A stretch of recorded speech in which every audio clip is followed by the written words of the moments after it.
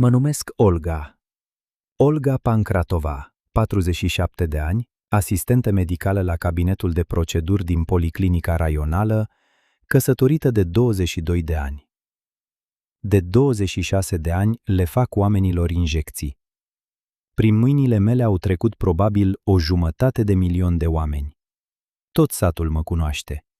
La jumătate de sat le-am luat sânge din venă. Și mai este ceva. Nu știu să spun nu. De aici trebuie să înceapă povestea mea.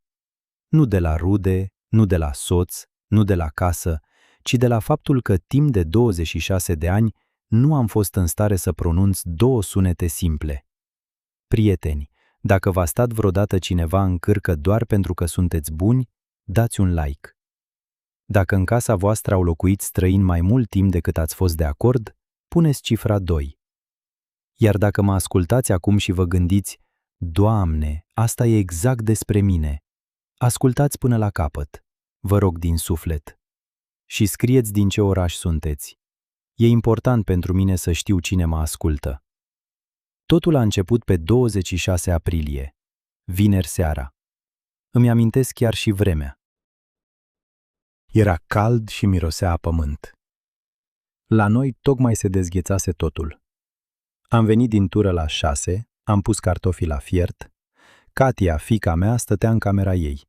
Era în clasa 11-a. Se pregătea pentru examene. Serghei a ajuns la 6:30, s-a descălțat în tindă, a intrat în bucătărie și a zis: Olea, uite cum stă treaba. O să vină Liudca la noi. Când? Azi, cam într-o oră și jumătate. M-am întors. Liudca este sora lui. Mai mică cu 6 ani, locuiește în centrul regional. Ne vedeam de vreo 3 ori pe an, de anul nou, de ziua lui și când se întâmpla ceva cu înnoptare. Și atunci a privit undeva într-o parte. Olea, au un necaz. Trebuie să locuiască undeva. Vreo 2 săptămâni. Am pus capacul pe oală. Care ei? Păi, ei. Liudca, Valera și Arturca, toți 3. Sereja, dar ce s-a întâmplat? Au vândut apartamentul. M-am așezat pe taburet. Mai departe am aflat detaliile pe bucăți toată seara, iar tabloul complet s-a conturat abia spre noapte. Valera, soțul Liudei, umblase vreo jumătate de an cu ideea de a deschide o spălătorie auto. A găsit un spațiu la ieșirea din oraș, s-a înțeles cu niște oameni. Aveau nevoie de bani pentru echipamente, așa că el și Liuda și-au vândut apartamentul cu 2 camere, convinși că peste un an vor cumpăra unul cu 3 camere. Au dat banii, echipamentele nu au fost aduse. Omul căruia i-au dat banii a plecat. 3.800.000. Tot ce aveau. Olea, ce ai? A spus Serghei uitându-se la fața mea. Dar e Liudca, sora mea bună. Ce să facă, să stea în stradă? Nu zic nimic. E bine atunci. Peste o oră, la poartă a oprit o dubiță. Am ieșit pe verandă și stăteam ștergându-mă pe mâini de șorț. Din cabină a coborât Liuda, 44 de ani, plinuță, vopsită, cu o căciulă de nurcă, deși era sfârșitul lui aprilie. M-a văzut și a întins brațele. Olecica, draga mea, salvatoarea noastră! M-a îmbrățișat de mi-a pârâit spatele. După ea a coborât Valera, înalt, pufos, în training, cu o sticlă de apă minerală în mână. Mi-a făcut un semn din cap și a plecat direct să se uite la curte. Ultimul a coborât Artur, 19 ani, slab, cu căști pe urechi și telefonul în mână, a trecut pe lângă mine în casă fără să salute, iar apoi șoferul a deschis portbagajul. Prieteni, stăteam pe veranda mea atunci și număram 8 cutii de carton, o canapea extensibilă de 3 locuri, 2 fotolii, un televizor, o mașină de spălat, un cuptor cu microunde, 4 saci cu haine, un covor făcut sul, o noptieră și o cușcă cu un motan. Oamenii care vin să locuiască 2 săptămâni nu-și aduc mașina de spălat. Înțelegeam asta. O înțelegeam foarte clar stând acolo în șorț cu mâinile ude, și nu am spus nimic. Au cărat lucrurile o oră și jumătate. Casa noastră are 3 camere și o verandă. Camera mare, sufrageria. Acolo dormeam eu cu Serghei. Tot acolo era o canapea și televizorul. Camera mijlocie, a Katie. Și una mică la capăt, ca o debara. Acolo țineam borcanele și lucrurile vechi. Liuda a făcut o tură prin casă cu pas de stăpână și a spus: Așa, eu și Valera în sufragerie, ne punem canapeaua noastră. Arturca are nevoie de o cameră separată. E un băiat de 19 ani. Nu avem cameră separată, am spus eu. Este a Katie. Dar cum rămâne cu Katia? Liuda s-a întors. Katia e fată. Ei nu-i trebuie mult. Să stea pe canapea în camera de trecere.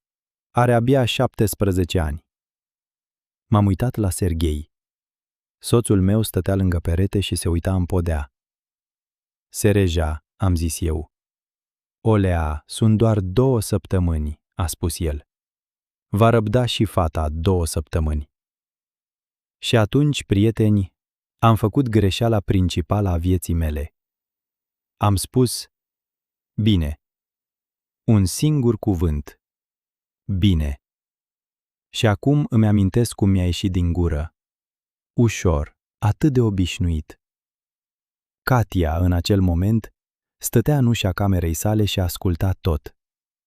S-a uitat la mine, nu a spus nimic, s-a întors și a început să-și scoată manualele. Avea 17 ani. Era în clasa a 12-a și fusese dată afară din camera ei în 15 minute pentru că venise vărul ei care nu muncea și nu învăța. Noaptea a fost grea. Ne-am culcat în camera mică, cea cu borcane. Ne-am tras patul acolo, abia încăput. Între pat și perete au rămas cam 30 de centimetri. Katia s-a culcat pe un pat pliant în camera de trecere, pe unde toată lumea merge la bucătărie. M-am apropiat de ea, m-am așezat pe margine. Catiușa, rabdă 2 săptămâni. Stătea cu fața la perete. Mamă, ce? Nu o să plece. Vor pleca, mamă, a spus ea. Au adus canapeaua și mașina de spălat. Am îngâiat-o pe cap și am plecat. M-am culcat lângă soțul meu. El deja dormea. El mereu adormea în 2 minute. Iar eu stăteam și ascultam cum după perete se plimba Valera, cum în sufragerie mergea televizorul, cum în camera Katie mormăia Artur la căști. Casa mea are 6 ari, 3 camere, o verandă. Casa pe care am moștenit-o de la mama. Ea a murit când aveam 23 de ani. Cancer, 3 luni și gata. Casa era putrezită, cu podeaua lăsată și o sobă care scotea fum. Eu cu Sereja am reconstruit-o apoi timp de 12 ani. Stăteam și mă gândeam. Nu-i nimic, oamenii au un necaz, sunt doar 2 săptămâni. Eu am trăit 23 de ani în case străine și știu ce înseamnă când nu ai unde să te duci. Dimineața m-am trezit la 6, din obișnuință, aveam tura la 8. M-am dus la bucătărie și m-am oprit în prag. Bucătăria era alta. Oalele erau mutate, farfuriile care stătuseră toată viața la stânga erau la dreapta. Cerealele pe care le țineam în dulapul de deasupra aragazului au ajuns pe pervaze în alte borcane. Ceainicul meu imeilat, albastru, pe care l-am încălzit 12 ani pe acel aragaz, stătea în colț pe jos, iar pe aragaz stătea altul străin, electric. Liuda stătea la masă și bea cafea. Bună dimineața, a spus ea vesel. Olea, iartă-mă, am făcut puțină ordine aici azi noapte. Era totul oarecum incomod la tine. Le-am mutat. Nu te superi, nu? Stăteam în ușa bucătăriei mele. Nu mă supăr, am spus eu. Aici trebuie să spun ceva despre mine, altfel nu veți înțelege cum o femeie adultă de 47 de ani, asistentă medicală, care de 26 de ani le dă ordine pacienților și nu se teme nici de sânge, nici de șefi, se transformă dintr-o dată într-o cârpă în propria casă. Mama mea nu a murit imediat. Mai întâi a murit tata, aproape că nu-l țin minte. Aveam 4 ani. Lucra pe un tractor. S-a întâmplat ceva. Mama ne-a crescut singură pe mine și pe bunica. A lucrat la brutărie, apoi ca femeie de serviciu la școală, apoi iar la brutărie. Iar când aveam 9 ani, s-a îmbolnăvit prima dată. Au internat-o la spitalul regional timp de 3 luni, iar pe mine m-au trimis la mătușa mea, verișoara mamei, în alt sat. Mătușa Valia. Nu era rea, nu vreau să o vorbesc de rău. Mă hrănea, mă pregătea pentru școală, dar avea 2 copii ai ei. Și eu eram a 3-a. Și acolo, la 9 ani, am învățat cea mai importantă lecție din viața mea. Nimeni nu mă bătea și nu mă jignea. Pur și simplu era clar că nu sunt de acasei. Primeam resturile, îmi dădeau geaca verișoarei mele. Nu mă întrebau ce vreau. Și am înțeles cum trebuie să trăiești ca să nu fii trimis mai departe. Trebuie să fii convenabil. Trebuie să speli vasele fără să fii rugat. Nu trebuie să ceri nimic. Trebuie să fii de acord. Trebuie să zâmbești, chiar și când ești jignit. Odată m-am încăpățânat, nici nu mai țin minte din ce cauză, din cauza unei prostii. Și mătușa Valia a spus o frază pe care o țin minte de 40 de ani. Dar tu ce crezi, că ești la hotel aici? Aveam 9 ani. Mama s-a întors atunci, a mai trăit 14 ani. Dar, știți, sunt lucruri care se întipăresc în om pentru totdeauna. Toată viața mea a fost teamă să nu fiu un plus. Toată viața, înțelegeți? Eu în vizită spălam vasele. La serviciu rămâneam în locul altora când mă rugau. 26 de ani i-am înlocuit pe toți cei care m-au rugat să-i înlocuiesc. Și pe mine nimeni nu m-a înlocuit niciodată, pentru că mi era incomod să rog. Mama a murit când aveam 23 de ani. Cancerul la stomac a fost descoperit târziu. Mi-a lăsat casa, aceeași, cu un etaj, din lemn, construită în 1961, 6 ari, grădina, un măr bătrân la gard. Casa era proastă, vă spun sincer, foarte proastă. Jumătate din podele se prăbușiseră, acoperișul curgea în 2 locuri, soba scotea fum, ferestrele nu se închideau. Am acceptat moștenirea la o jumătate de an după înmormântare. Mi-amintesc cum am mers la notar și cum mi-au dat hârtia. Certificat de drept de moștenire legală. Am pus această hârtie în dosarul mamei, l-am băgat în dulap și nu l-am scos 24 de ani. Cu Sereja am făcut cunoștință la 1 an după moartea mamei. Era șofer de autobuz, făcea curse din sat în oraș. Eu mergeam în fiecare zi la serviciu cu cursa lui și în a 3-a săptămână nu mi-a luat bani, iar în a 5-a m-a invitat la film. El avea 28 de ani, eu 24. Era bun, chiar bun. Nu o să-l denigrez acum. Liniștit, puternic, cu mâini de aur, nu bea decât la sărbători, nu umbla. Timp de 22 de ani nu l-am bănuit niciodată de nimic. Dar avea o trăsătură pe care am înțeles-o prea târziu. Nu știa să se certe cu ai lui. Serghei a crescut într-o familie unde mama era șefa, iar tatăl tăcea, unde cei mari nu sunt contestați, unde propriul sânge este ultimul argument după care discuția se încheie. Și când sora lui spunea, Sereja, trebuie, Serghei spunea, trebuie. Casa am reconstruit-o în 12 ani. Primul lucru pe care l-am făcut a fost fundația, apoi podelele, apoi acoperișul. Atunci, în 2006, l-am acoperit cu ardezie, apoi am adăugat veranda, apoi am tras apa în casă. Până atunci o căram de la fântână, apoi am pus ferestrele, apoi am pus izolația pe exterior. Serghei lucra cu mâinile lui. Știa să facă de toate, și sudură, și zidărie, și cu electricitatea, iar eu plăteam. Iată asta, prieteni, este important, de aceea detaliez. Sereja avea un salariu de șofer. Acesta se ducea pe viața de zi cu zi. Mâncare, haine, catca, apoi mașina, iar banii pentru construcție erau ai mei.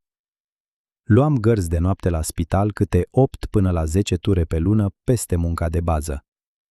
Timp de 12 ani, aproape că nu am dormit. În plus, făceam injecții la domiciliu. În satul nostru eram singura care se ducea la chemări. Perfuzii la bătrâni, injecții la cei imobilizați la pat, pansamente.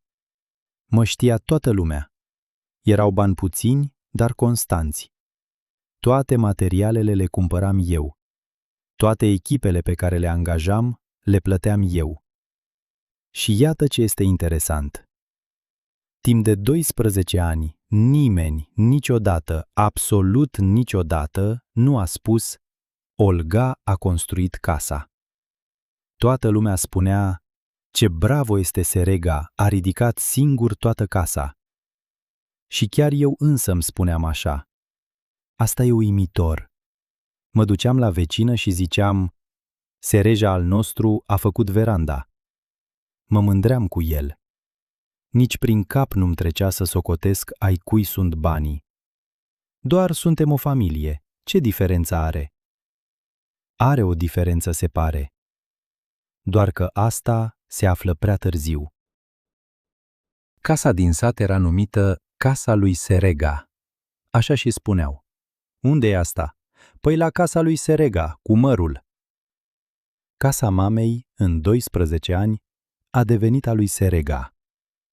Singura dată când am spus nu rudelor soțului a fost în anul 2012.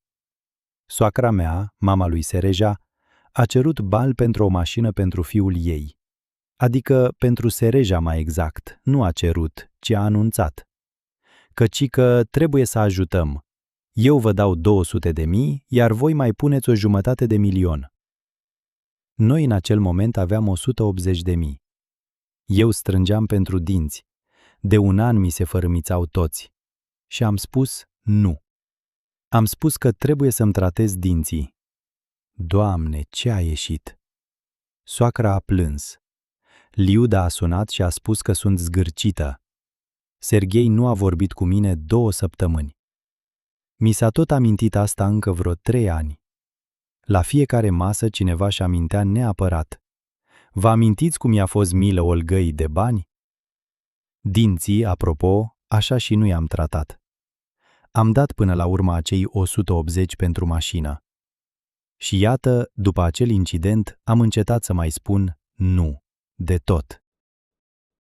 Nu pentru că eram chiar atât de lipsită de caracter, ci pentru că prețul s-a dovedit a fi prea mare. Era mai simplu să dai banii decât să asculți 3 ani cât de rea ești. Acum înțelegeți de ce pe 26 aprilie am spus bine? A trecut maiul, nimeni nu a spus nimic despre plecare. A trecut prima săptămână din iunie. La fel, nimeni nu a spus nimic. La mijlocul lui iunie, mi-am luat inima în dinți și l-am întrebat pe soț seara în șoaptă, în camera noastră mică, unde între pat și perete erau 30 de centimetri. Sereja, dar ei când? Ce? Când o să plece? Cândva. A tăcut. Olea, păi unde să se ducă? N-au nici bani, nimic. Ai zis 2 săptămâni. Păi, am zis. S-a întors pe partea cealaltă. Păi nu știam eu că e atât de grav? Sereja, și cât timp atunci? Păi or să mai stea, până se pun pe picioare. Stăteam în întuneric. Și asta înseamnă cât? El nu a mai răspuns. Deja dormea. Iată, prieteni, lucrul cel mai important legat de această poveste. Țineți minte, vă rog, nimeni nu a numit odată. Aici stă toată treaba. Nu că oamenii au venit, nu că au fost obraznici, ci că termenul nu a fost numit cu voce tare. Vreo 2 săptămâni. Nu este un termen, este o figură de stil. Dacă pe 26 aprilie aș fi spus Bine, până pe 10 mai. Totul ar fi mers altfel. Poate că ar fi rămas oricum, dar aș fi avut dreptul să întreb. Așa, nu aveam ce să întreb.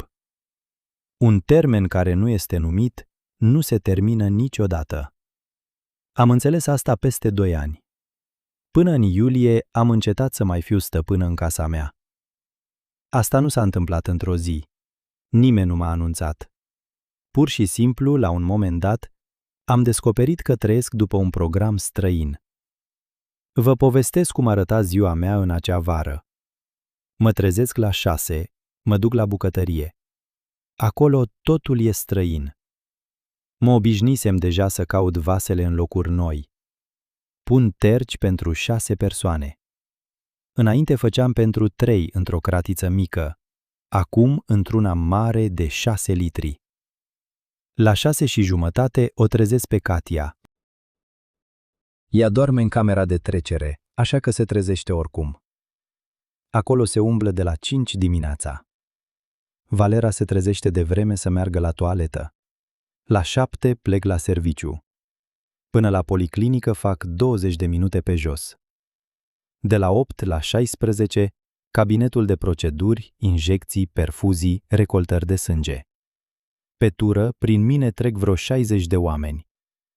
La 4:30 sunt la magazin. Și aici începe partea interesantă. Înainte cheltuiam pe mâncare cam vreo 3.000 pe săptămână. Mâncam simplu. Supă, cartofi, pui, macaroane. Katca aproape că nu mânca nimic. La 17 ani era veșnic la diete. Acum cheltuiam 8 până la 9.000 pe săptămână.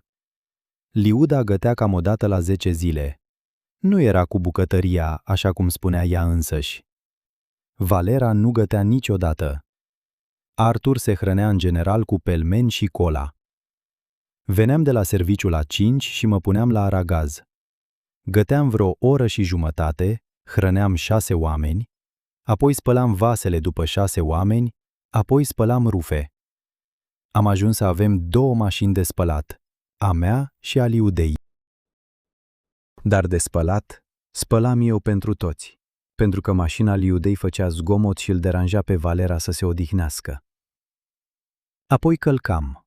La 9 mă așezam să curăț cartofii pentru a doua zi, la 10 mă culcam.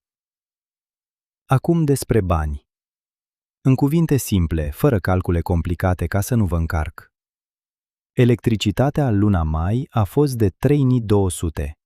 În iulie a ajuns la 9.800, pentru că televizorul mergea non-stop, pentru că Artur se juca noaptea, pentru că apăruse un cuptor cu microunde, un ceainic electric și a doua mașină de spălat. Apa a crescut de 3 ori, gazul a crescut. Salariul meu, 32.000, al lui Sereja, 48.000. În total, 80.000 pentru 6 oameni. Liuda și Valera nu ne-au dat nicio copeică, niciodată. Timp de 2 ani, niciodată. O singură dată, la început, Liuda a zis: Olea, să nu te gândești la nimic. Imediat ce rezolvăm cu banii, o să vă returnăm totul. Și de atunci subiectul acesta nu s-a mai deschis niciodată. Eu nu am cerut, nu am putut să mă forțez. Cum să spun, Liuda, dăm bani de mâncare? Oamenii sună necaz. Le-au luat apartamentul. Valera a promis să repare acoperișul. Deasupra verandei, de toamna trecută, picura. Îi spusesem lui Sereja, dar el tot amâna. Are ture, obosește. Și iată, Valera în mai s-a uitat, s-a plimbat, a țăcăit din limbă și a zis: Olea, nu te îngrijora, eu o să fac totul. Doar materialele să-mi cumperi, că munca o pun eu, că nu sunt străin. Am cumpărat materialele, tablă ondulată, șipci, șuruburi. A ajuns la vreo 40.000. Materialele au stat în curte sub o folie toată vara. În toamnă am întrebat. Valera a zis: E deja frig, pe ud nu se poate, o să fac la primăvară. La primăvară a zis că îl doare spatele. Tabla a stat în curte 1 an și 8 luni. Mai târziu am angajat o echipă, dar asta a fost ulterior. Arthur nu lucra, 19 ani. Terminasem 9 clase, dăduse la colegiu, a fost exmatriculat din anul 2. De atunci nimic. Dormea până la 2 după amiaza, apoi se trezea, mânca și se punea la joacă. Juca până la 4 dimineața, la căști, dar vorbea tare pentru că avea o echipă acolo. Am încercat odată cu prudență. Arthur, nu te-ai gândit să lucrezi? La Gater se fac angajări, am auzit. M-a privit ca pe o muscă. Mătușă, eu vreau să devin IT-ist. Și unde studiezi? Sunt autodidact. Liuda, care auzea asta din cameră, a strigat. Olea, nu te lua de băiat, are un psihic sensibil. Trece prin toate astea foarte greu. Apartamentul, mutarea. Psihicul e subțire. În acea zi, apropo, făcusem 41 de injecții și luasem sânge la 3 oameni. Psihicul meu nu-l proteja nimeni. Acum despre cum mi-am pierdut patul. S-a întâmplat în august. Lucram pe timp de noapte, luasem o gardă la spital ca să astup o gaură în buget. Am venit acasă la 8 dimineața, ruptă de oboseală. Îmi era somn, așa că mă clătinam. Intru în mica noastră cameră și acolo doarme cineva. Valera, în patul nostru. De-a curmezișul, în chiloți și maieu. Am ieșit la bucătărie. Liuda stătea și bea cafea. Liuda, de ce este Valera în camera noastră? Ea a făcut cu mâna. Olea, nu te supăra. A început să-l doară spatele și pe canapeaua extensibilă nu se poate dormi. Acolo mijlocul se lasă în jos. Am hotărât să ne schimbăm. Cine noi? Păi, noi am discutat ieri cu Sereja. Am discutat ieri cu Sereja despre patul meu fără mine. Și noi unde vom dormi?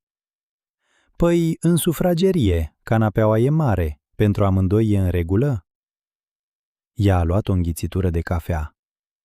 Olea, dar e temporar. Și știți ce am făcut? Am mutat singură lucrurile. Nu am dormit până la ora 12.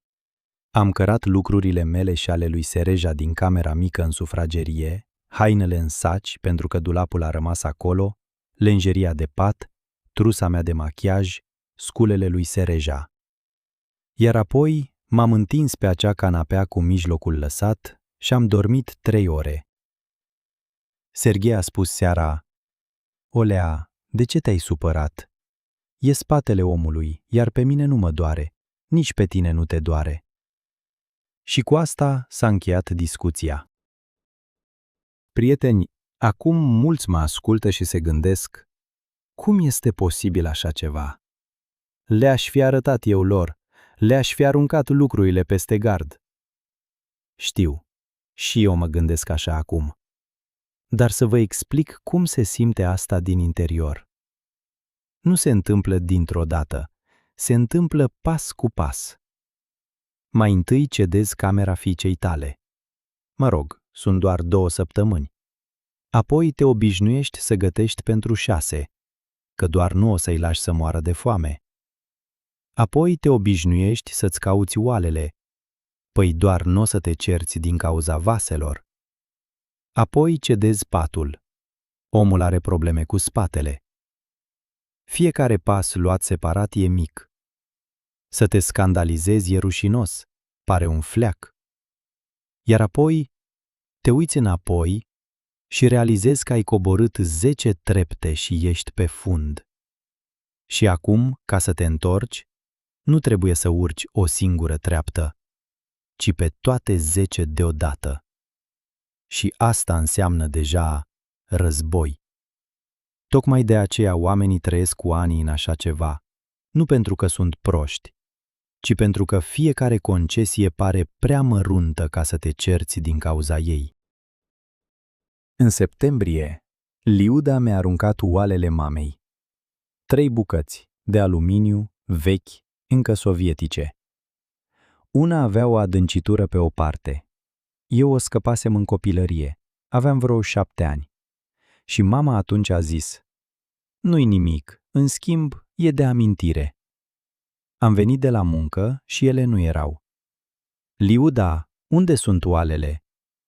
"Care?" "Din aluminiu, 3 bucăți. Stăteau în dulapul de jos. Și astea?" Ea nici măcar nu s-a întors de la aragaz. "Le-am aruncat." "Olea, mă ierți, dar în aluminiu e dăunător să gătești, toată lumea știe asta." Și arăta oribil. M-am dus la containerele de gunoi. Deja le duseseră. Am stat la acele containere vreo 10 minute. Și iată atunci, pentru prima oară în tot acest timp, am plâns. Nu din cauza oalelor, bineînțeles.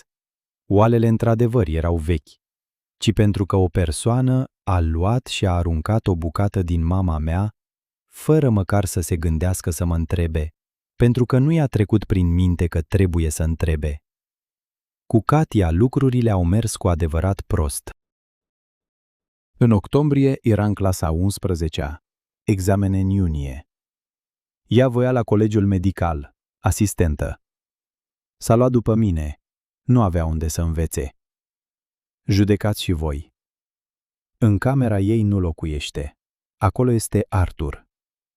În camera de trecere unde era patul pliant este imposibil. Acolo se trece la bucătărie și la baie. Nu există uși. Se aude televizorul din sufragerie de parcă ar fi alături. În bucătărie la fel, nu se poate. În bucătărie mereu sunt oameni. Liuda cu vreo prietenă care vine odată la 2 zile, Valera mănâncă. Artur își încălzește pelmeni noaptea. Katia a încercat să învețe cu căști. A încercat să se ducă în șopron, dar acolo e frig. A încercat să rămână după școală, la școală, dar acolo închideau la 6. A început să învețe mai prost. La algebră era la pământ. Ea nici înainte nu era tare, dar acum de tot. Eu vedeam totul. Și știți ce făceam? Nimic. Îi ziceam: "Rabdă, fiica mea." Pe 15 octombrie a avut loc un scandal. Katia a venit de la școală, a aruncat geanta și a intrat în fosta ei cameră să-și ia manualul de chimie care rămăsese în birou. Artur nu a lăsat-o. "Nu intra, dorm." "Am nevoie de manual." "Ei mai târziu." "Am nevoie acum." Și Katia a intrat. Ce a fost mai departe știu din 2 părți. Artur a spus că a intrat în forță și a început să urle. Katia a spus că el a împins-o în număr. Tind să o cred pe fiica mea. Se auzea strigăt în toată casa. Am alergat de la bucătărie. Katia stătea în mijlocul camerei, roșie, cu manualul în mână și striga: "Este camera mea, a mea, ai înțeles? Eu locuiesc aici de 3 ani." Din sufragerie a ieșit Liuda și a spus: "Catenica, n-ar fi bine să nu mai urli la fratele tău. E mai mare ca tine." "El nu este fratele meu. Vărul e una, fratele e alta. El nu e nimeni pentru mine. El locuiește în camera mea." Și iată, atunci Liuda a rostit o frază pe care nu o să o uit până mor. A spus: "O, copiii de azi, răsfățați mai sunteți. Aveți totul și tot sunteți nemulțumiți." Noi am locuit 4 în cămin și nimic. Katia s-a uitat la ea, apoi la mine și a spus: "De data asta liniștită, dar așa de parcă ar fi mai bine să fi țipat: 'Mamă, spune-i tu!'" Liniște. Toți se uitau la mine. Liuda cu o provocare: "Artur din spatele mamei." Katia cu speranță. Și eu am spus: "Katia, hai, o să-ți fac loc în bucătărie." Iată, asta i-am spus copilului meu. Ea m-a privit și am văzut cum ceva în fața ei s-a închis, parcă ar fi lăsat un oblon. A ieșit tăcută din cameră și-a luat geaca și a plecat. Nu a venit să doarmă acasă. S-a dus la o prietenă, la Nastia. Erau prietene din clasa 1. Serghei a sosit pe la 9. I-am povestit totul. Și știți ce a făcut? S-a dus la Liuda. Eu m-am bucurat. M-am gândit, în sfârșit. A vorbit cu ea vreo 5 minute, apoi a ieșit la mine și a zis: Olea, lasă-o pe Cat ca să-și ceară scuze de la mătușă. Nu-mi venea să-mi cred urechilor. Ce? Dar ea a urlat la Liudca. Nu e frumos. Mătușa e totuși mai mare. Sereja a fost dată afară din camera ei. Olea, cât se mai poate cu camera asta? Are examene de dat. Și ce? A ridicat din numeri. Eu am locuit într-un vagon când am învățat. Și nimic, am absolvit. Stăteam în mijlocul sufrageriei și mă uitam la soțul meu. 22 de ani. 22 de ani am crezut că îl cunosc pe acest om. Sereja, am zis, dar tu de partea cui ești de fapt? Și el a spus: Olea, nu sunt de partea nimănui, pur și simplu tu exagerezi. Tu exagerezi. Katia s-a întors după 2 zile. A devenit politicoasă cu mine. Asta a fost cel mai înfricoșător lucru. Nu scandalul, nu strigătele, ci politețea. Bună dimineața, mamă! Mulțumesc, mamă! Nu, mamă, nu vreau să mănânc. A încetat să-mi mai povestească despre școală. A încetat să-mi ceară sfaturi. A încetat să mai intre la mine când eram singură la bucătărie. Odată, cam peste 2 săptămâni, am încercat să vorbesc cu ea. M-am așezat pe patul pliant seara. Catiușa, te superi pe mine? A tăcut mult timp, iar apoi a spus: Mamă, nu mă supăr. Pur și simplu am realizat că tu nu o să mă aperi. Am vrut să spun ceva, dar mi s-a oprit un nod în gât. Mamă, nu ești tu vinovată, a spus ea.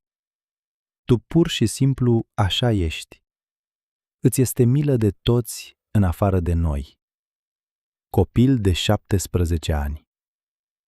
În noiembrie, Katia s-a înscris la cursuri pregătitoare în oraș. De 3 ori pe săptămână, seara, de la 6 la 9. 8.000 pe lună. Plăteam eu, bineînțeles. Cursurile erau bune, nu mă contrazic. Dar eu înțelegeam perfect de ce făcuse ea asta, de fapt. Pleca de acasă la 7 dimineața și se întorcea la 11:30 seara. Venea, mânca la bucătărie stând în picioare, se culca și adormea. Pur și simplu a încetat să mai stea acasă. Copilul meu a fugit din propria casă. Iar eu plăteam 8.000 pe lună ca ea să aibă unde să fugă. În decembrie am încercat o singură dată să vorbesc cu Liuda. O singură dată în tot acest timp. Eram amândouă la bucătărie. Mi-am luat inima în dinți. Liuda, ascultă, voiam să întreb, voi nu v-ați gândit poate să închiriați ceva, măcar o cameră? Eu v-aș ajuta cu banii la început. A lăsat cana și m-a privit lung, iar apoi a spus foarte calm: Olea, tu ne alungi?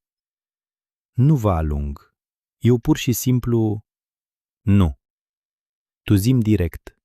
Ne alungi în stradă? Liuda, Katia noastră e în ultimul an, nu are unde să învețe. Iar noi avem un fiu, a spus Liuda. Și el, apropo, nu are unde. Și noi, apropo, nu avem absolut nimic. Voi măcar aveți casă. Asta e casa mea. Iată, asta o spuneam pentru prima oară în 8 luni. Și știți ce a răspuns? A început să râdă. Chiar a început să râdă. Scurt, de parcă aș fi glumit. Olea, a zis ea, asta e casa lui Serega. El a construit-o singur, tot satul știe. Stăteam cu un prosop și n-am știut ce să răspund, pentru că ea avea dreptate. Tot satul așa știa. Și chiar și eu, 12 ani, spusesem așa. Iarna a venit de vreme, la sfârșitul lunii noiembrie, și imediat cu o zăpadă umedă. Acoperișul verandei a început să curgă serios. Înainte mai pica într-un loc și puneam un lighean, dar acum s-a extins pe tot peretele. Mai întâi o pată udă în colț, apoi tapetul s-a umflat, apoi apa a ajuns până la camera vecină, până la camera Katie, adică acolo unde stătea Arthur. Tavanul s-a pătat de urme ruginii, iar într-un loc a căzut o bucată de tencuială. Arthur a venit la mine în bucătărie și a spus: „Mătușă, aici îmi plouă pe calculator, faceți ceva.” „Nu, hai să facem. Nu, hai să te ajut.” „Faceți.” Tabla ondulată pe care o cumpărasem în mai cu 40.000 stătea în curte sub o folie acoperită de zăpadă. M-am dus la Valera. „Valera, curge acoperișul, deja intră în cameră.” S-a rupt de televizor. „Olea, păi acum cum? E zăpadă.” „Să urci pe zăpadă este o sinucidere.” „Dar mai devreme?” „Păi, mai devreme nu aveam timp.” „Nu aveam timp.”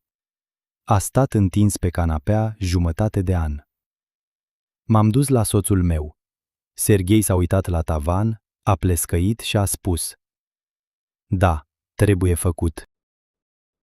„Când, Olea? Păi am ture. În luna asta am 3 de noapte și apoi n-o să urc singur acolo. Acolo trebuie minimum 2 oameni.” „Dar Valera?” „Valera nu se va urca.” A spus asta complet calm, ca pe un fapt meteorologic. „Valera nu se va urca.” Am înțeles că, dacă nu o fac singură, la primăvară se va prăbuși tavanul în casă. Și am început să iau gărzi. Prieteni, acum vă voi povesti cum arătau acele 3 luni. Nu ca să fiu plânsă de milă, ci ca să înțelegeți cu ce plătesc cei ca mine. Munca principală: policlinica. De la 8 la 16, 5 zile pe săptămână. Plus gărzi de noapte la spital, de la 8 seara până la 8 dimineața. Luam câte 2, uneori 3 pe săptămână. Faceți socoteala. Munceam o zi, veneam acasă la ora 5, găteam cina pentru 6, la 7:30 plecam la garda de noapte. Munceam noaptea, la 8 dimineața veneam acasă, dormeam 3 ore și plecam la tura de zi. Plus injecțiile la domiciliu, eu în continuare mă duceam la chemări serile și în weekenduri. Am trăit așa din decembrie până în martie. Prin februarie a început să-mi amorțească mâna dreaptă. La început doar dimineața, vreo 10 minute, apoi mai mult, apoi a început să radieze spre gât. Știam ce este. Sunt de 26 de ani în medicină, înțelegeam totul perfect. Nu am spus nimănui, nici soțului, nici fiicei, nici medicului. Doar beam calmante și munceam. Creditul l-am luat în ianuarie, 180.000 pe 2 ani. Nici nu am analizat rata dobânzii, nu aveam de ales. L-am luat pe numele meu.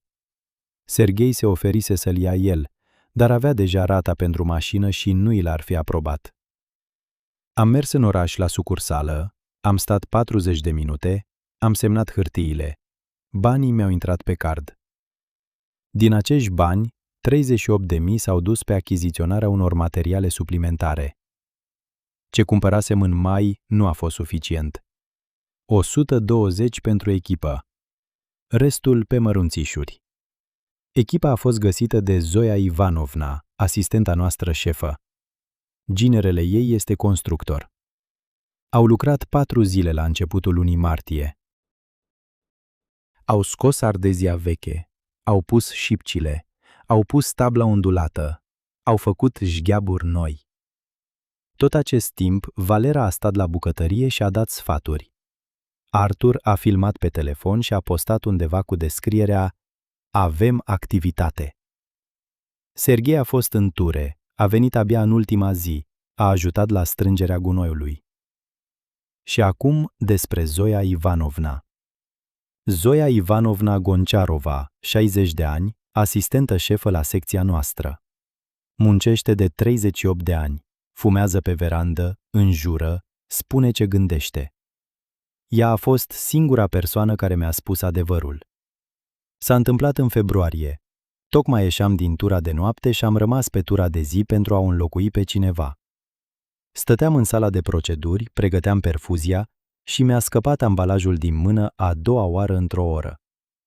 Zoia Ivanovna stătea în prag și mă privea. Pancratova, hai să fumăm. Eu nu fumez. Hai, o să stai. Am ieșit pe prispă. Ea și-a aprins țigara. Olea, câte nopți ai luat luna asta? 11. Aproape că s-a înnecat. 11? Ai înnebunit? La ce-ți trebuie? Am nevoie. La ce-ți trebuie ție? Ai o fată mare, casă proprie, soțul lucrează. Și am povestit despre acoperiș, despre credit, despre Valera, despre faptul că materialele stau în curte de 1 an. A fumat până la capăt, a stins chiștocul și a spus: Olea, tu realizezi că ești slugă în propria ta casă? Am tresărit. Zoia Ivanovna, nu mă întrerupe. S-a întors spre mine. Tu lucrezi la 3 locuri de muncă ca să repari acoperișul deasupra capului unui bărbat sănătos care stă pe canapea. Tu hrănești 6 persoane. Copilul tău doarme pe hol. Tu la tine acasă dormi pe o canapea cu arcurile stricate. Cine ești tu în casa asta, Olea? Ești stăpâna sau cine ești? M-am înfuriat. Sincer, m-am înfuriat atât de tare încât mi-au dat lacrimile. Voi nu înțelegeți, i-am spus eu. Oamenii sunt la un necaz de 1 an deja. Asta e rudenia, Olea. Se uita direct în ochii mei. Rudenia înseamnă cei care te ajută, nu cei care te mănâncă de viu. Ăia nu sunt rude. Ăștia sunt chiriași care nu plătesc. M-am întors și am plecat. Timp de 3 săptămâni nu am vorbit cu ea. Ne salutam și atât. Nici ea nu se apropia. Este o persoană mândră, nu se bagă cu forța. Iar peste 3 săptămâni m-am apropiat chiar eu și i-am spus: Zoia Ivanovna, să mă iertați. Ea a zis: a trecut. Și nu am mai deschis subiectul până la sfârșit, până când nu m-am dus eu la ea. Pentru asta îi sunt mai recunoscătoare decât pentru orice altceva. A spus odată cu onestitate și apoi nu a pus presiune. Au terminat acoperișul pe 9 martie. Am ieșit în curte să mă uit. Tabla lucea. Jgheaburile erau montate. Totul era drept și frumos. Stăteam și, știți, eram mândră, serios. Mă gândeam: eu am făcut asta cu mâinile mele, mai bine zis, cu nopțile mele. 11 gărzi, un credit, 3 luni fără somn, mâna amorțită, dar acoperișul deasupra casei mele acum nu mai curge. Iar duminică au venit oaspeți, o prietenă de-a lui Iudei cu soțul ei. Ne-am așezat la masă. Am pus masa, bineînțeles, și Liuda, turnând ceai, a spus: ați văzut ce acoperiș? Sereja în sfârșit l-a refăcut. Are mâini de aur bărbatul. A făcut totul singur. Oaspeții au dat din cap aprobator. Prietena ei a spus: vai, Liuda, ai avut noroc cu fratele tău. Iar Serghei, soțul meu, care în acel timp stătea la masă și mânca din salata mea, nu a spus nimic. Nu a corectat, nu a zis: asta Olea a făcut-o, ea a luat un credit. Pur și simplu a luat un castravete și a început să mănânce. Eu stăteam la aragaz cu ceainicul în mână. Și iată, prieteni, pentru prima dată într-un an, mi s-a întâmplat altceva decât înainte. Înainte mi era obidă, îmi era rușine, stânjenită, aveam milă. Dar acum m-a cuprins un fior fierbinte, de-a dreptul fizic, de parcă înăuntrul meu se pornise ceva în piept și se urca în sus spre gât. Furie. Am lăsat ceainicul. Am ieșit în tindă. Am stat vreo 3 minute în întuneric printre paltoane și mi-am zis. Nu am spus cu voce tare, dar mi-am zis. Olga, ceva nu e în regulă. Încă nu înțelegeam ce. Încă nu aveam niciun gând despre acte, despre casă, despre ce să fac. Doar că pentru prima dată în cei 47 de ani s-a trezit în mine ceva pentru care nu puteam găsi justificare. Pe 24 martie, într-o vineri, m-au înlocuit. Eram de gardă pe noapte la spital, iar la 5 dimineața a venit Natasha, o altă asistentă. Îi fusese anulată o operație de dimineață și a zis: Olea, du-te acasă, stau eu. Nu mai ai față de om. Am ieșit din spital la 5:15. Am mers pe jos cam 25 de minute. Era încă întuneric, ningea mărunt, era lunecuș. Am ajuns acasă fără 10 minute, la 6. De obicei veneam pe la 8, dar acum am ajuns cu aproape 3 ore mai devreme. Am intrat pe verandă. Asta e important. Avem 2 intrări, una principală și una prin verandă. Iar veranda duce direct la ușa de la bucătărie. Ușa nu era închisă bine. M-am așezat pe un taburet în tindă și am început să mă descalț de cizme. Erau ude și alunecoase. Fermarul s-a blocat și am auzit voci. În bucătărie luau micul dejun 3 persoane, Liuda, Valera și Serghei. El avea tură de dimineață în acea zi, ieșea la ora 7. Stăteam în tindă cu o cizmă în mână. Prieteni, vă redau această conversație exact cum mi-o amintesc. O țin minte cuvânt cu cuvânt, pentru că am reascultat-o în cap de 1000 de ori. Mai întâi vorbeau despre nimicuri, despre cum s-a scumpit untul, cum la vecin s-a stricat generatorul. Apoi Liuda a spus: Serej, eu iată la ce mă gândesc. Trebuie să socotim cinstit. Ce să socotim? Păi, cu mâncarea. Cine cât mănâncă? Ea a sorbit ceva. Că altfel reiese că toți mănâncă la fel, dar contribuția e diferită. Valera a chicotit. Liud, le compar tu. Arturca e un organism în creștere. Eu nu mă refer la Arturca. Ea a tăcut. Eu, de fapt, mă refer la Olga. Tăcere. O lingură a zângănit. În ce sens? A spus Serghei. În sens direct. Liuda vorbea calm, monoton, de parcă ar fi vorbit despre vreme. Serej, tu gândește-te bine. Ea vine, mănâncă, doarme, își spală lucrurile. Folos de la ea în casă, puțin. E veșnic plecată, ba pe tură, ba în gardă. Salariul ei e rizibil. 30.000 este o glumă proastă, dar mănâncă cât toți. Dar ea gătește. Și cine o oprește să nu gătească? Liuda a chicotit. Ea singură vrea așa, îi place. Pauză. Și atunci Valera a râs și a spus: Liuda, ești ca la țară, nu merg gurile de pomană. Și Liuda a răspuns: Dar ce, dacă o iei cinstit, gura de pomană în casa asta e chiar ea. Stăteam în tindă, pe întuneric, cu o singură cizmă pe picior, 47 de ani, 26 de ani de experiență, o casă moștenită de la mama, 12 ani de construcție, 11 gărzi de noapte în februarie, 180.000 de credit pentru acoperișul deasupra capetelor lor. O gură în plus, de pomană. Iar acum, cel mai important lucru, prieteni. Eu așteptam ce va spune soțul meu. Acele secunde au fost cele mai lungi din viața mea. Eu stăteam și așteptam ca Serghei să bată cu pumnul în masă chiar acum. El a spus: Liuda, nu începe iar. Gata, Liuda, nu începe. Taci! Tu nu o să vorbești așa despre soția mea. Strângeți lucrurile.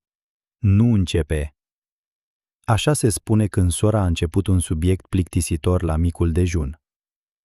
Mai departe au tăcut și Liuda a spus: Fie, oricum nu despre asta voiam, Serej. Trebuie să rezolvăm cu casa. Ce cu casa? Păi, să o facem pe acte cum trebuie. Să-i facem mutație lui Arturca. Îi trebuie pentru comisariatul militar, iar el nu este înregistrat nicăieri. Că doar noi nu mai avem apartament. Bine, îi facem. Și în general, și-a coborât ea vocea, dar eu am auzit. Serej, gândește-te rațional. Casa e mare, 6 ari, aproape de șosea. Pe ea acum ne dau 4,5 milioane, ba chiar 5. Și ce-i cu asta? Păi, pe banii ăștia poți lua 2 apartamente, ție o garsonieră și nouă una. Pentru toți va fi bine. Toți se aleg cu ceva.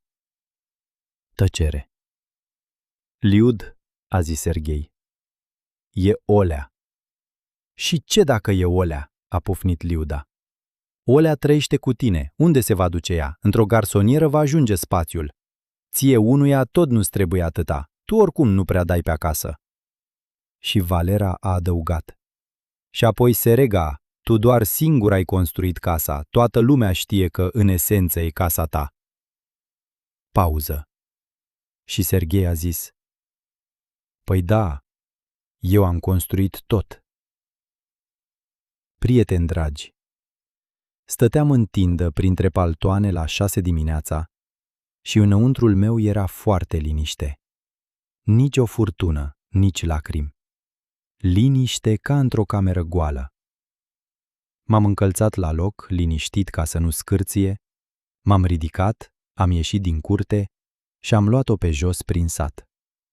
Am mers cam 1 oră și 40 de minute. Am mers pur și simplu, pe lângă școală, pe lângă magazinul care încă nu se deschisese, pe lângă cimitir, unde este mama. Nu am trecut pe la mama, era întuneric. Și oricum, nu de asta mersesem. Am umblat și am vorbit singură cu mine.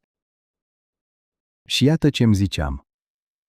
Primul, el nu mi-a luat apărarea. Nu astăzi. Nu mi-a luat-o nici măcar o singură dată într-un an. Eu tot așteptam că se va întâmpla, că va înțelege că doar nu e orb. Nu, nu e orb. Vede tot. Doar că îi este mai convenabil așa. Al doilea, ei nu au de gând să plece vreodată. Ei intenționează să-mi vândă casa. Al treilea, și aici m-am oprit în mijlocul străzii. Liuda a spus: casa ta e practica ta. Și Sereja a spus: păi da, eu am construit-o. Dar a cui este? Stăteam pe strada Polevaia în întuneric la 6 și ceva dimineața și pentru prima oară în 24 de ani mi-am pus serios această întrebare. Casa este a mamei. Mama a murit în 2001. Eu am intrat în posesia moștenirii. Eu am mers la notar. Țin minte biroul la etajul 2, o ușă maro, o femeie cu ochelari. Mi-au dat o hârtie. Unde am pus-o? M-am întors acasă pe la 8:30. Toți plecaseră. Serghei s-a dus pe tură, Liuda plecase la magazin, Valera dormea, Artur dormea, bucătăria era goală. Vasele stăteau în chiuvetă. Nu m-am apucat să le spăl. Pentru prima dată într-un an am trecut pe lângă vasele altora și nu le-am spălat. M-am dus în sufragerie, unde dormeam acum, spre dulapul vechi care stătea aici de pe vremea mamei. Singurul rămas de atunci, nemțesc, lăcuit, cu cheiță. Am deschis ușa de jos. Acolo erau cearșafuri, fețe de masă, lucruri vechi. Și chiar jos de tot, sub toate, o mapă. O mapă obișnuită din carton, cu șnururi, gri, uzată, a mamei. Am scos-o și m-am așezat cu ea pe podea. Am dezlegat șnururile. Înăuntru erau acte, pașaportul mamei. Așa și nu-l predasem, uitasem, iar apoi mi-a fost rușine. Certificatul de deces, cartea imobilului, niște chitanțe din anii 80 și o coală groasă de hârtie cu o stemă. Certificatul de moștenitor legal. L-am desfăcut și am citit. Moștenitorul desemnat eram eu. Bunul moștenit, o casă de locuit cu teren aferent la adresa respectivă. Data, 12 noiembrie 2001. Țineam această foaie în mâini și socoteam. Mama a murit în mai 2001. Eu am obținut moștenirea în noiembrie 2001. Pe Sereja l-am cunoscut în 2002. Ne-am căsătorit în 2003. Am primit casa cu 1 an și jumătate înainte să-l văd măcar pe soțul meu. Stăteam pe podea lângă dulapul din sufragerie, unde pe canapeaua cu arcuri lăsate stătea așternutul meu și al lui Sereja. Și am spus încet, cu voce tare, asta este casa mea. Pentru prima dată în viață mi-am spus asta. Din acea dimineață am devenit alta. Exterior nu s-a schimbat nimic. Găteam tot pentru 6, spălam, mă duceam la ture, chiar și zâmbeam. Dar în interiorul meu a început să funcționeze un contor. Am început să număr nu banii, sau mai degrabă nu doar banii. Am început să socotesc totul. Cine ce spune, cine ce face, ce cui aparține. Cei 26 de ani de meserie m-au învățat un lucru. Dacă vrei să înțelegi, strânge totul într-un loc și așează-le în ordine.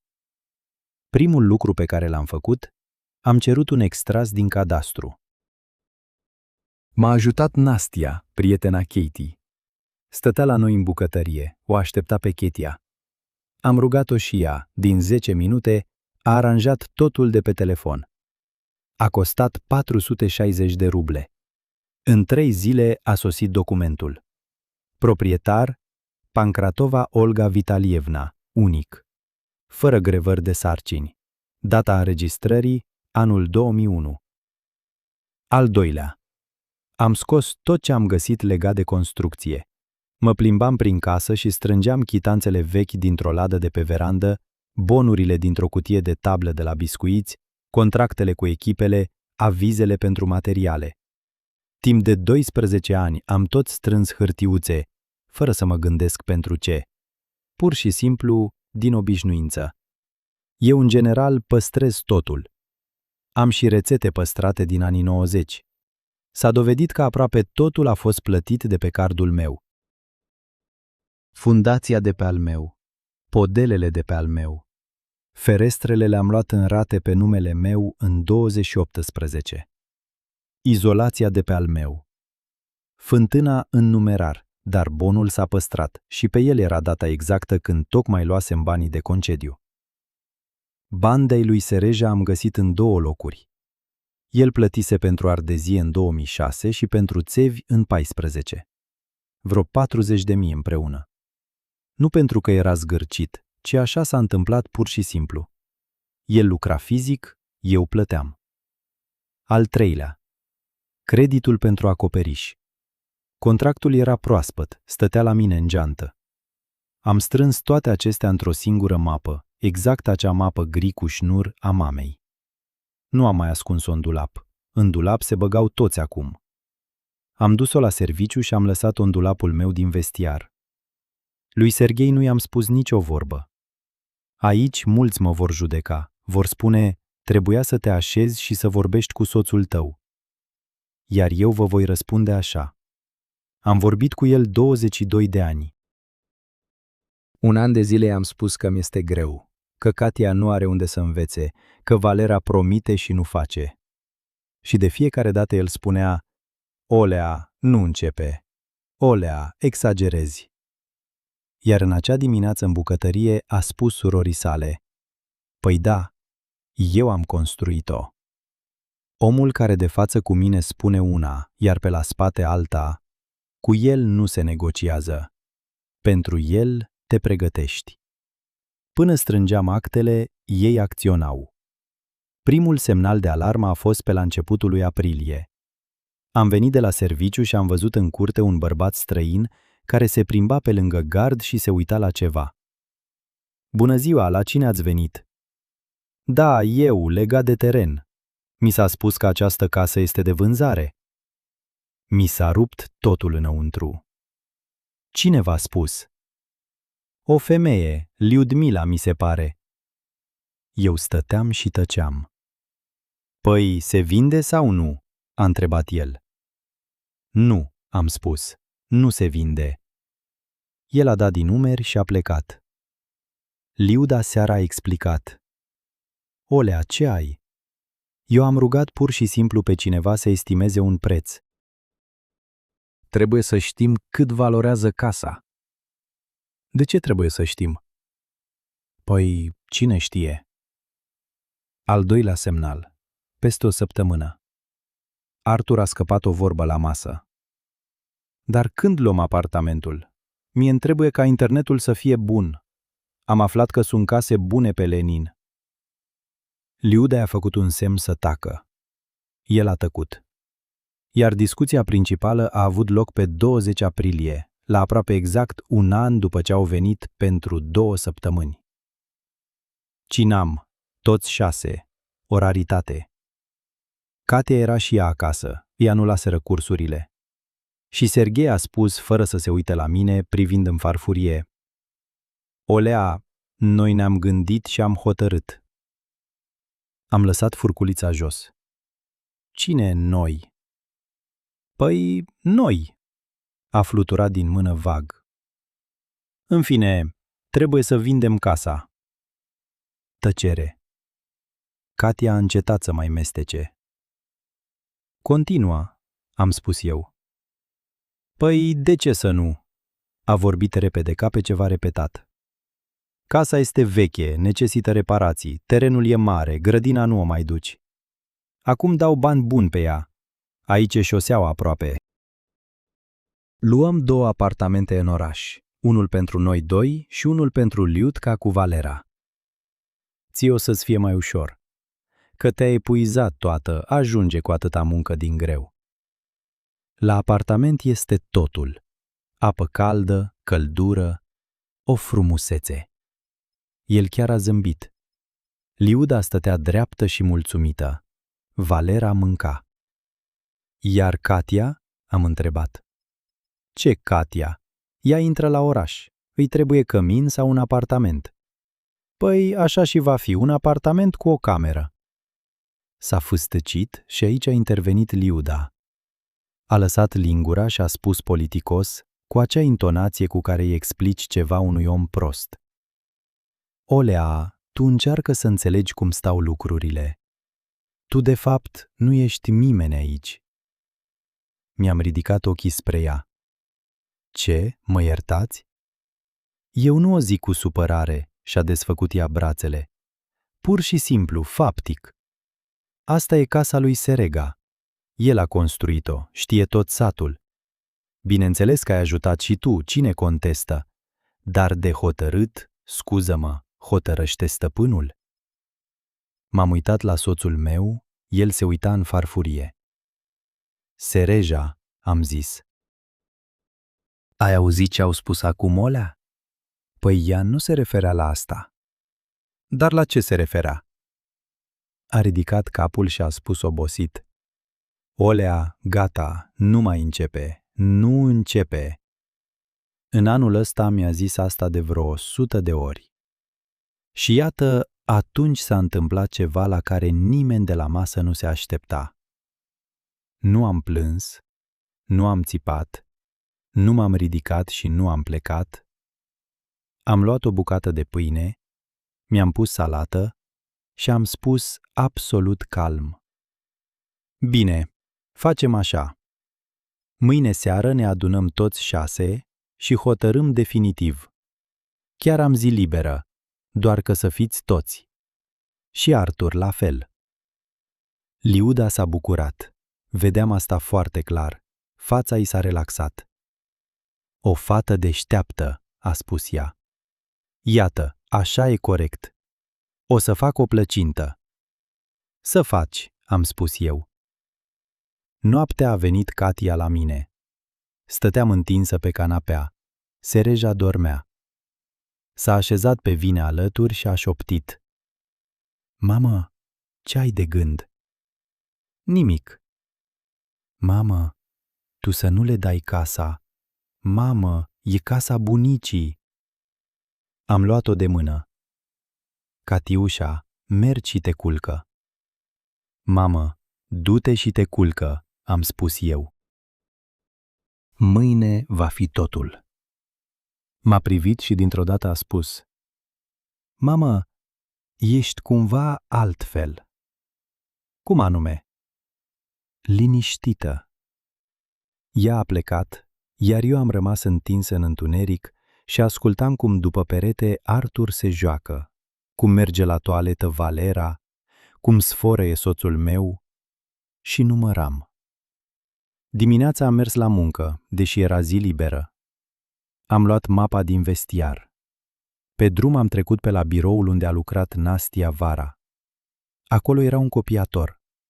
Am făcut copii la tot. Originalele le-am pus înapoi în geantă, copiile la fel.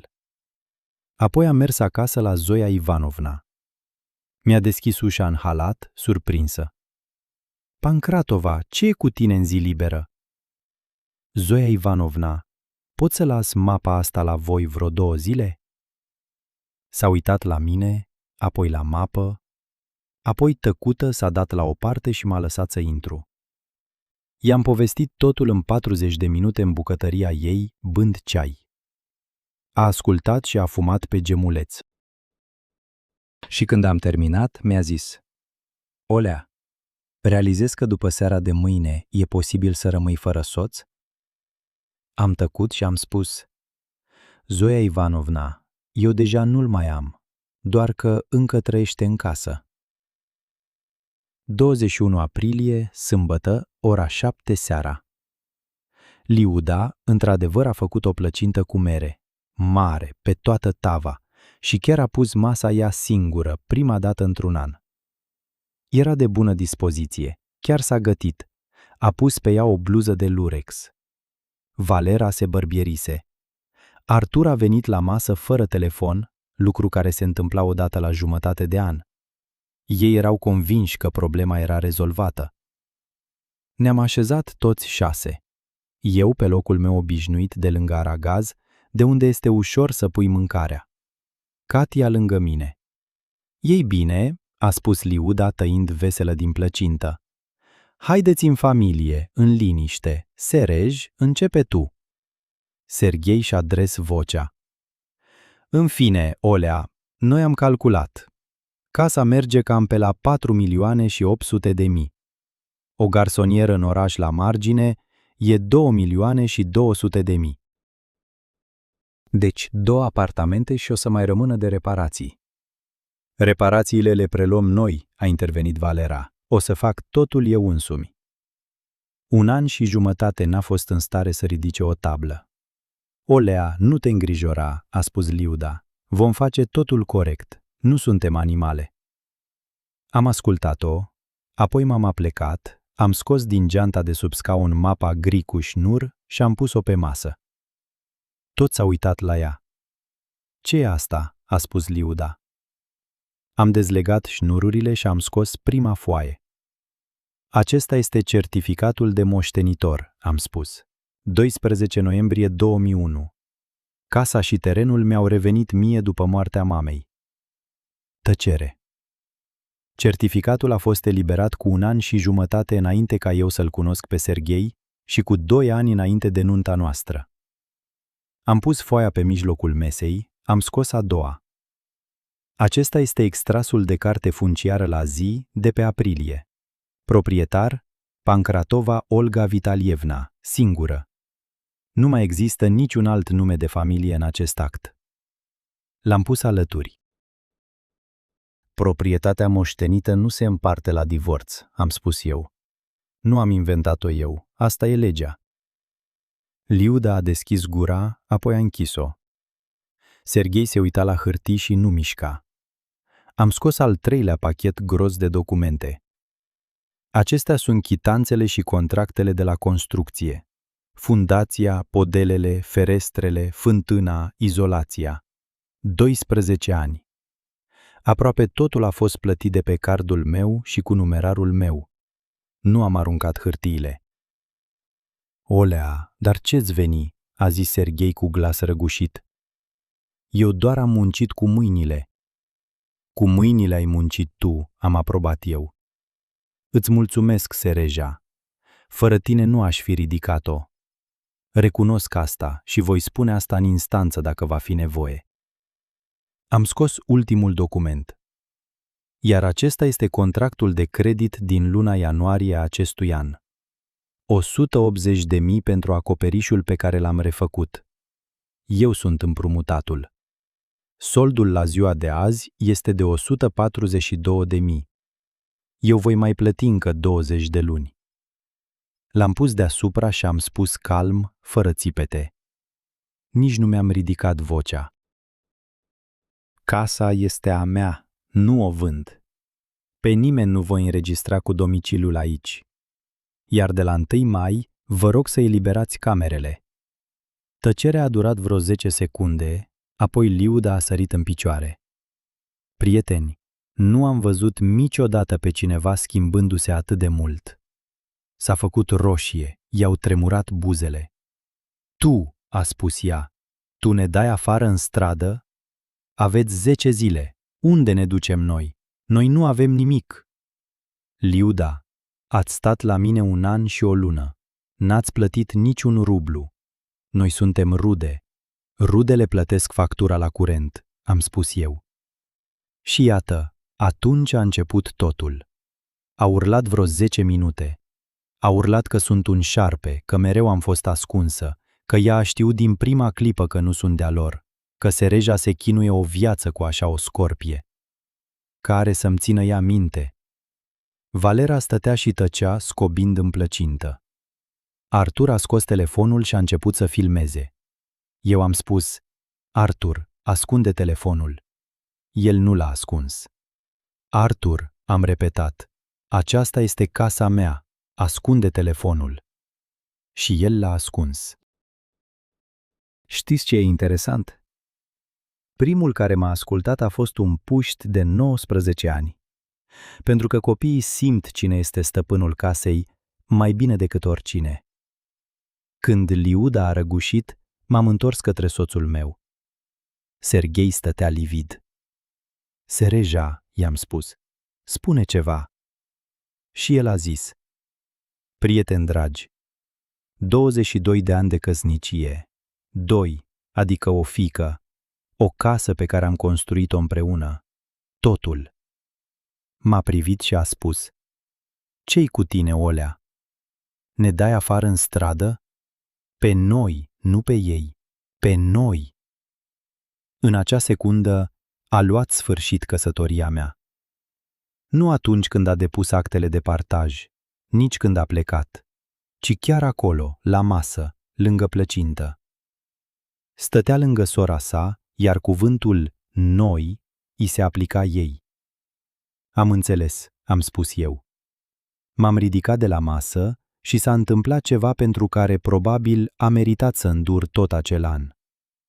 Katia s-a ridicat odată cu mine, m-a luat de mână chiar acolo, de față cu toți. Fata de 17 ani. Jumătate de an aproape că nu mai vorbise cu mine.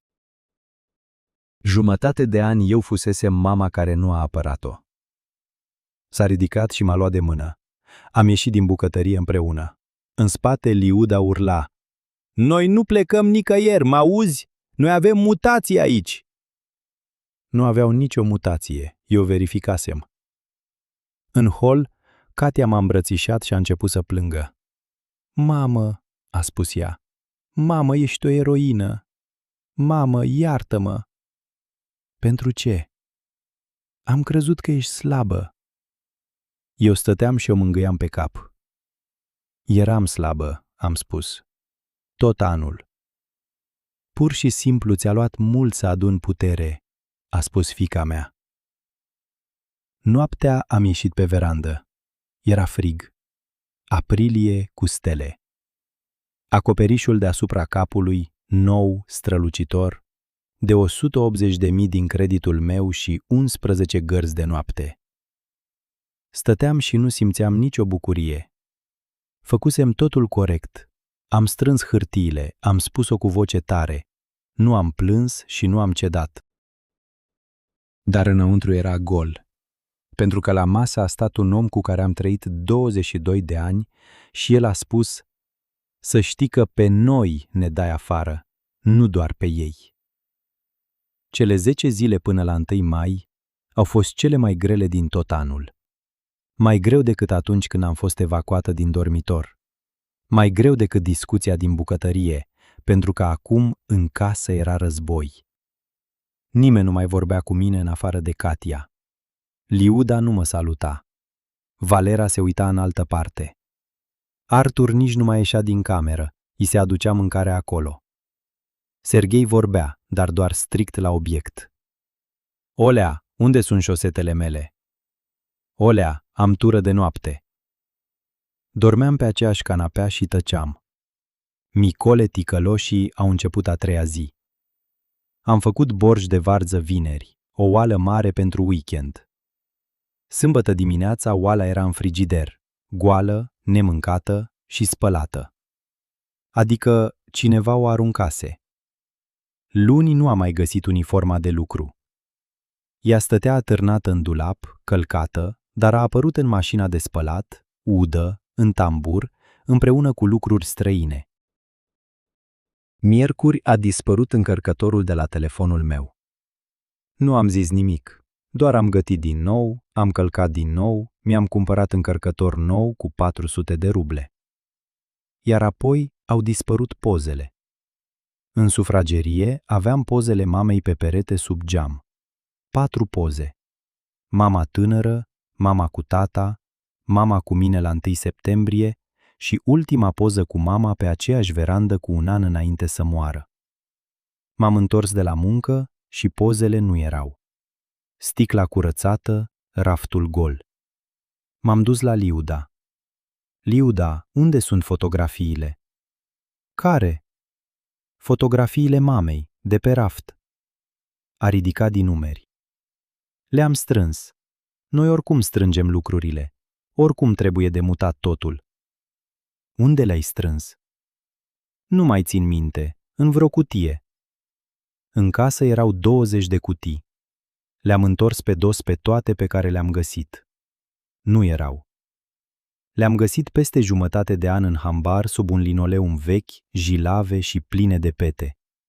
Am reușit să salvez 3 din 4. A 4-a, cea cu mama pe verandă, nu. Acest lucru, probabil, nu îl voi ierta niciodată. Orice altceva i-am iertat, dar asta nu. Pe 31 aprilie se adunau. A venit aceeași dubiță ca acum un an, același șofer. Apropo, ieri m-a recunoscut și mi-a zis: "O, bună ziua! Dar ce, deja înapoi?" Am zis: "Înapoi." Au încărcat 3 ore. 8 cutii, o canapea, un fotoliu, mașina, cuptorul, covorul, motanul. Stăteam pe verandă și mă uitam. Liuda a trecut pe lângă mine cu geanta și a zis cu voce tare să o audă vecinii: "Ei, mulțumesc ție, Olenica, un secol o să te pomenim." Nu i-am răspuns. Ei au închiriat o cameră, am aflat eu mai târziu, de fapt un apartament cu 2 camere, la periferia orașului, cu 28.000 pe lună. Iar când au încărcat tot, Serghei a ieșit din casă cu 2 genți. M-am ridicat. Prieteni, vă spun sincer, până în această secundă nu am crezut, zău așa. Am crezut că va murmura el și o să rămână. Unde o să se ducă? Soția, fiica, casa? 22 de ani. A pus gențile la poartă. Olea, plec și eu. Mă duc cu ei deocamdată să-i ajut să se instaleze. Ți-ai luat lucrurile?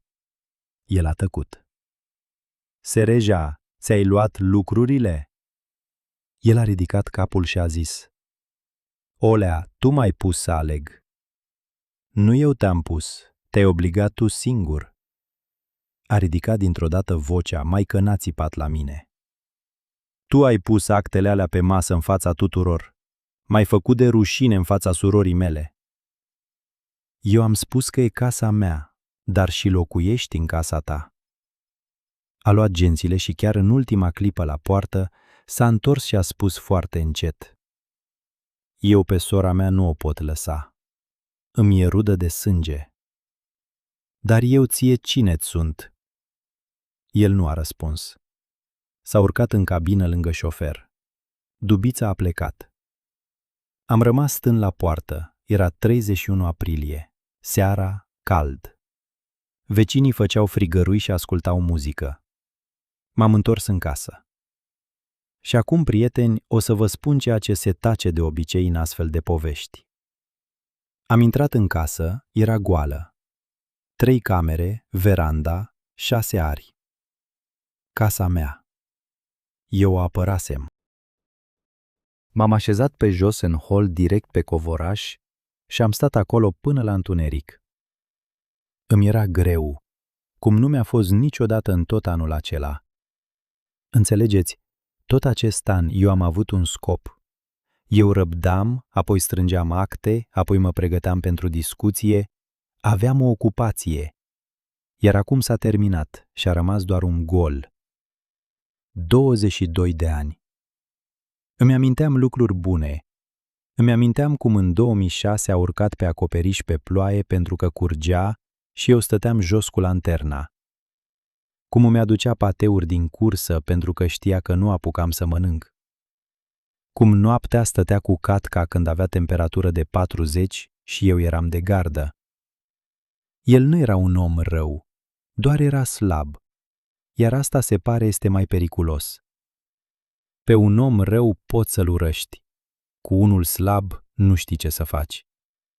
Nu o făcea din răutate, doar că nu putea. Stăteam pe podea și mă gândeam: și acum ce fac? Am 47 de ani. Sunt singur într-o casă de 3 camere. Un credit de 140.000. Mâna dimineața nu funcționează. Fiica mea pleacă peste o lună să învețe. Pentru ce am luptat eu? Zoia Ivanovna a venit a doua zi fără să sune, duminica, la 12. I-am deschis. Stătea cu o cratiță. "Lasă-mă să intru," a spus. "Supa e fierbinte, mă arde la mâini." A intrat, a pus cratița pe aragaz, s-a uitat prin prejur. Au plecat? Au plecat. Și se rega? Și se rega. A stat la masă și iată pentru ce îi sunt recunoscătoare până la moarte. Nu a spus: "Te-am avertizat," nici o silabă, deși ar fi avut tot dreptul. Ea mă avertizase încă din februarie. Ea a spus doar: "Unde sunt farfuriile?" "În același dulap." "Nu, Liuda le-a pus altundeva." "Păi pune-le tu înapoi," a spus Zoia Ivanovna, "că doar e casa ta." Și știți ce? După ce a plecat, jumătate de zi am rearanjat bucătăria, am adus-o înapoi așa cum a lăsat-o mama. Farfuriile la stânga, cerealele deasupra aragazului, ceainicul imailat pe ochi. O activitate tâmpită, dar m-am simțit mai bine. Scrisoarea de la tribunal a venit la sfârșitul lunii mai. Un plic obișnuit cu aviz de primire. Soboleev, adică Pancratov Serghei Nicolaevici, s-a adresat cu o cerere de partaj a averii comune dobândite și de recunoaștere a casei de locuit ca proprietate comună a soților. Temeiul. În perioada căsătoriei, în casă s-au investit fonduri comune, iar valoarea ei a crescut considerabil. Am citit-o și m-am așezat. Și apoi, știți ce am simțit? Ușurare. Pentru că asta nu mai era despre sentimente, era despre hârtii. Iar actele mele erau adunate și se aflau în mapa mamei, acasă la Zoia Ivanovna. Procesul a durat 4 luni. Nu am să vă povestesc pe îndelete, nu e nimic interesant acolo. 3 ședințe și multe documente. Vă spun pe scurt. Casa a rămas la mine. Mi-a revenit prin moștenire cu 2 ani înainte de căsătorie. Și o asemenea moștenire nu se împarte. Asta e legea. Ca să se recunoască drept comună, trebuia dovedit că valoarea a crescut mult datorită banilor comuni. Serghei asta a și încercat să demonstreze, iar aici s-a văzut la ce nu s-a gândit el. Toate bonurile, contractele și chitanțele din 12 ani erau la mine. Toate pe cardul meu, cu datele mele, în rate pe numele meu. Plus creditul pentru acoperiș pe numele meu. Iar el nu avea aproape nimic, nicio chitanță. Nu pentru că mințea, el pe bune a muncit manual. Asta am și spus deschis în instanță, nu am început să-l îngrop. Dar munca fizică nu are acte. Banii și creditul, în schimb, aveau. Judecătoarea, o femeie de vreo 50 de ani, l-a întrebat: cu ce justificați investiția dumneavoastră? El a spus: păi, eu am construit-o, toți știu. Ăsta a fost tot argumentul lui. Toți știu. Acțiunea a fost respinsă, divorțul a fost finalizat în noiembrie. Acum despre ce a urmat. Katia a intrat la felcer, asistență medicală, la fără taxă, la Colegiul Medical Județean. A luat 82 de puncte la biologie, în ciuda faptului că se pregătise pe un pat pliant din hol. Locuiește la cămin, vine în weekenduri. Relația ni s-a refăcut greu.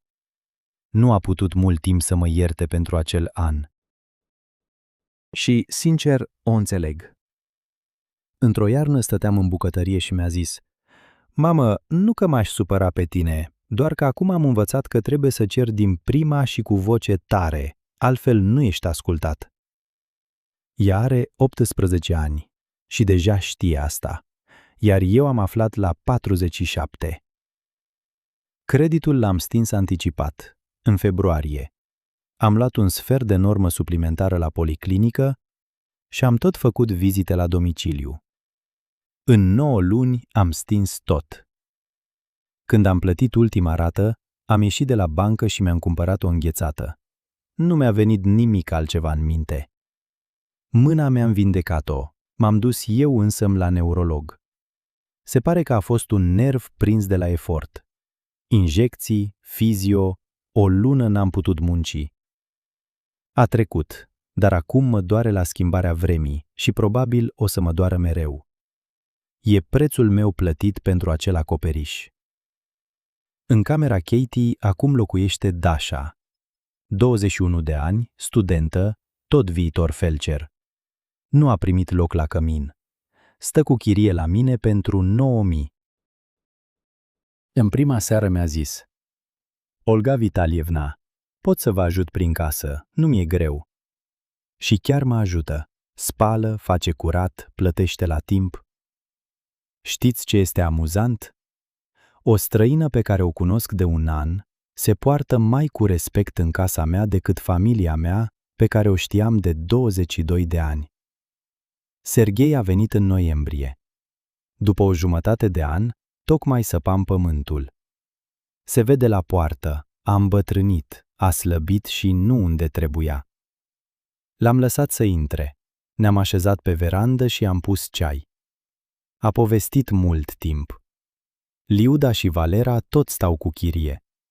Valera nu lucrează, caută variante.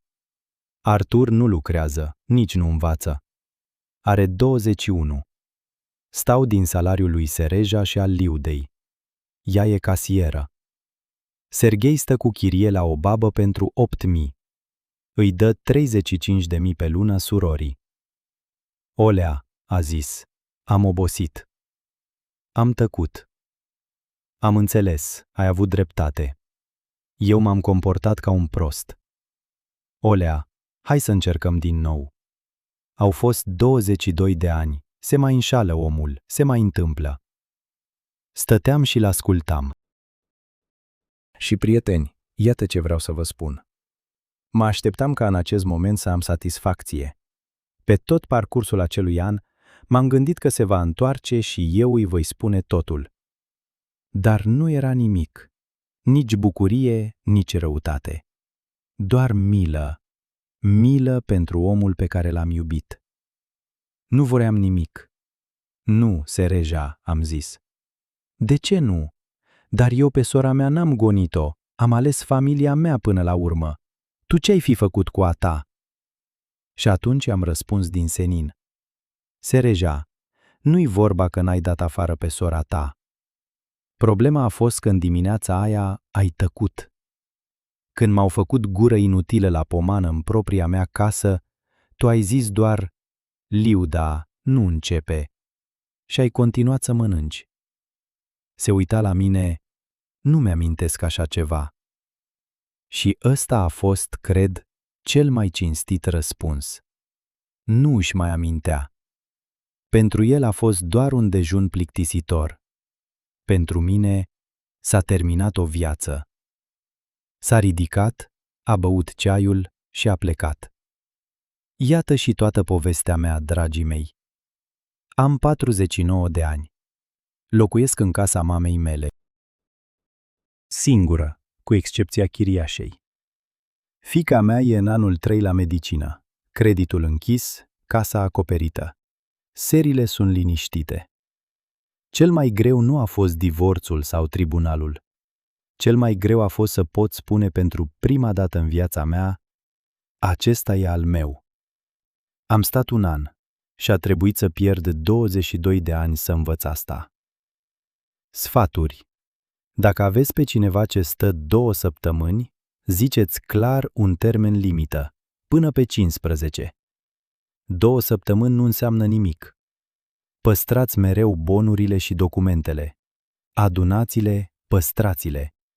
Acele hârtii mi-au salvat casa mamei. Și ultimul și cel mai de seamă, bunătatea fără limite nu este bunătate. Am vrut toți anii aceștia să nu fiu certată, să nu supăr. Nu voiam să fiu zgârcită și să fiu lipsită.